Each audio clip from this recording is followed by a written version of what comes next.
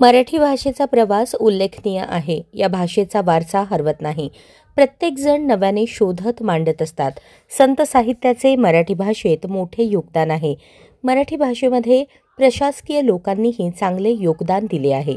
मराठी भाषा संवर्धन पंधरवड्यातून जागर झाला आणि या जागरातून सकारात्मक ऊर्जा मिळाली.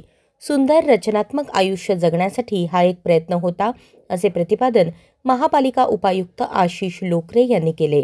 सोलापूर महानगरपालिकेच्या आयुक्त शीतल तेली उगले यांच्या आदेशानुसार आणि उपायुक्त आशिष लोकरे यांच्या मार्गदर्शनाखाली सोलापूर महापालिकेच्या वतीने महाराष्ट्र साहित्य परिषद जुळे सोलापूर, महाराष्ट्र साहित्य परिषद दक्षिण सोलापूर, अखिल भारतीय मराठी नाट्य परिषद उपनगरीय शाखा, पुण्यश्लोक अहिल्यादेवी होळकर सोलापूर विद्यापीठ, महापालिका पत्रकार संघ यांच्या सहकार्याने 20 जानेवारी ते 1 फेब्रुवारी 2025 पर्यंत आयोजित मराठी भाषा संवर्धन पंधरवड्याचा समारोप पालिका परिसरातल्या इंद्रभवन इमारतीमागे झाला.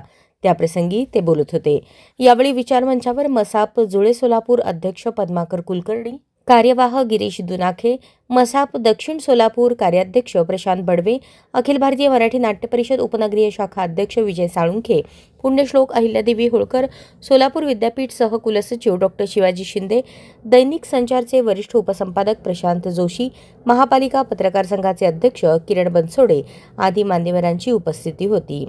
दरम्यान यावेळी बोलताना पंधरवड्यानिमित्त आयोजित विविध सत्रातील प्रमुख वक्ते, नाट्य व नृत्यातील सहभागी कलाकार, आयोजक संस्था पदाधिकारी यांच्यासह मान्यवरांचा प्रशस्तीपत्रक देऊन यथोचित गौरव करण्यात आला.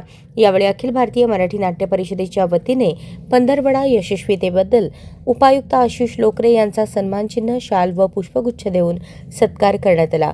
उपायुक्त आशिष लोकरे यांनी यावेळी मराठी भाषेचा प्रवास मांडला. मोडी भाषेचेही वर्ग सुरू झालेत. मराठी भाषेचा प्रवास उल्लेखनीय असाच आहे.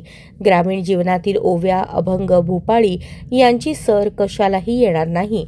मात्र नव्या पिढीला त्याचा विसर पडत आहे. त्याचा जागर होणे गरजेचे आहे. पंधरवड्यानिमित्त विविध चांगले कार्यक्रम घेता आले. गीत, रामायण, भरतनाट्य या कार्यक्रमाने 4 चांद लावले. विविध कार्यक्रमातून सकारात्मक ऊर्जा मिळाली असल्याचे उपायुक्त लोकरे यांनी स्पष्ट केले.